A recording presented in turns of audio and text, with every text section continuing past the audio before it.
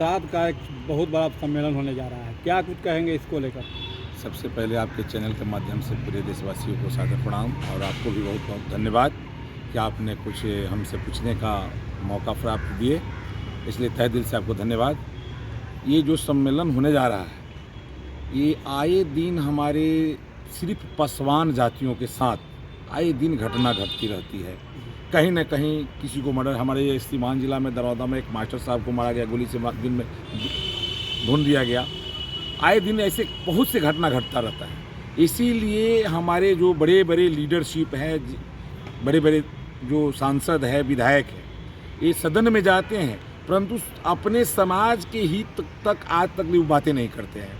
यहाँ तक कि हमारे संविधान भी खतरे में है, लेकिन संविधान पर भी बात नहीं करता है। आरक्षण भी हमारे समाप्त होने जा रही है, आरक्षण भी बात नहीं करते हैं, हमारे समाज के बारे में बात नहीं करते। इसके लिए हर जाति में संघ बना हुआ है।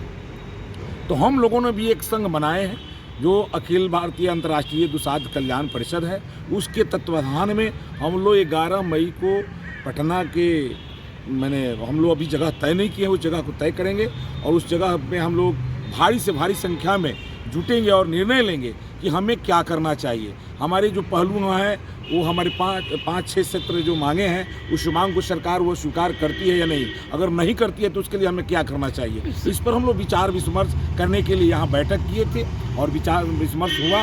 उसके जो परम आदरणीय हमारे हेमंत बाबू जो अंतर्राष्ट्रीय दुसाध कल्याण परिषद के राष्ट्रीय अध्यक्ष हैं, उनके तत्वाधान में हम लोग बैठक किए और बैठक करके यह निर्णय लिया गया कि हम लोग पूरे बिहार से जितने हमारे दुसाध भाई हैं सब लोग आएँ और एकजुट हो, किसी भी पार्टी में हो, उससे कोई मतलब नहीं है। वो बीजेपी में हो, आरजेडी में हो, जदयू में हो, लोजपा में हो, किसी भी पार्टी में हो, उससे हमको कोई मतलब नहीं है। मतलब है कि आप हमारे दुसाध के लिए क्या सोच रहे हैं, उस पर अपना विचार मंतव्य दीजिए।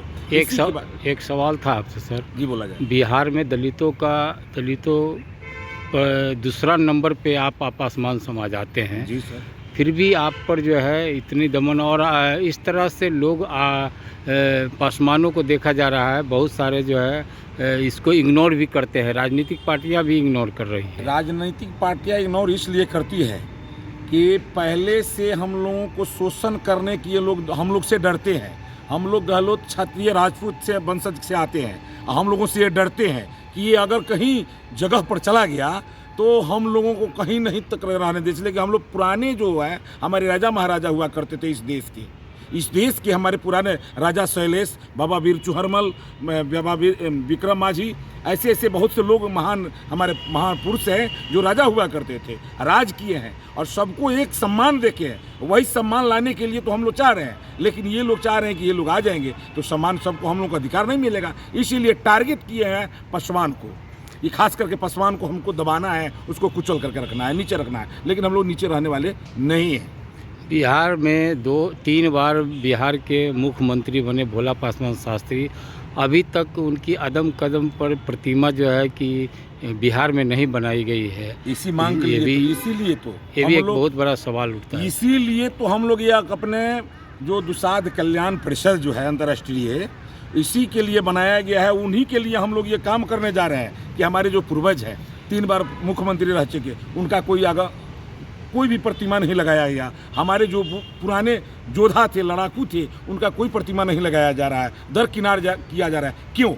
इसी सब मुद्दों को लेकर के हम लोग एकत्रित हुए हैं और इस पर मांग करेंगे कि हम लोगों की भी जो वंशज है, हमारे पूर्वज जो हैं, उस पूर्वज का भी प्रतिमा लगना चाहिए। क्या लगता है जिस तरह से आप लोगों ने एक सम्मेलन जो तैयारी कर रहे हैं, क्या उस सम्मेलन से आपकी अधिकार और जो आपके ऊपर शोषण होता है, उस सम्मेलन से जो है आप सरकार के समक्ष जो है अपनी मांग को पूरा कर सकते हैं? बहती हुई नदियों की कोई धार नहीं होती, बहती हुई नदियों की कोई धार नहीं होती और कोशिश करने वालों को कभी हार नहीं होती, कोशिश करने वालों को कभी हार नहीं होती।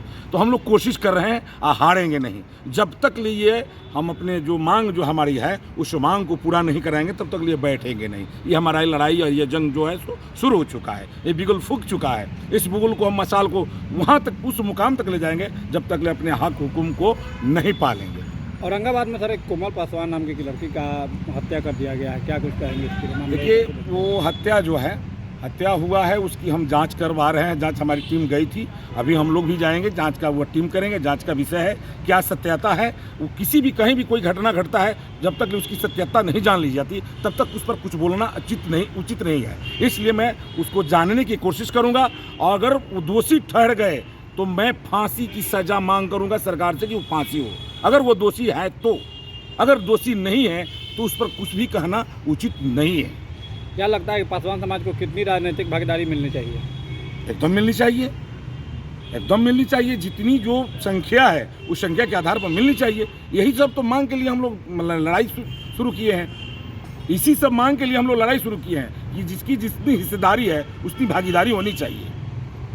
अपना परिचय दीजिए। मेरा नाम मेघनाथ पासवान है, मैं सिवान जिला से बिलोंग करता हूँ और अखिल भारतीय दुसाध कल्याण परिषद का मैं अंतर्राष्ट्रीय महासचिव हूँ। धन्यवाद।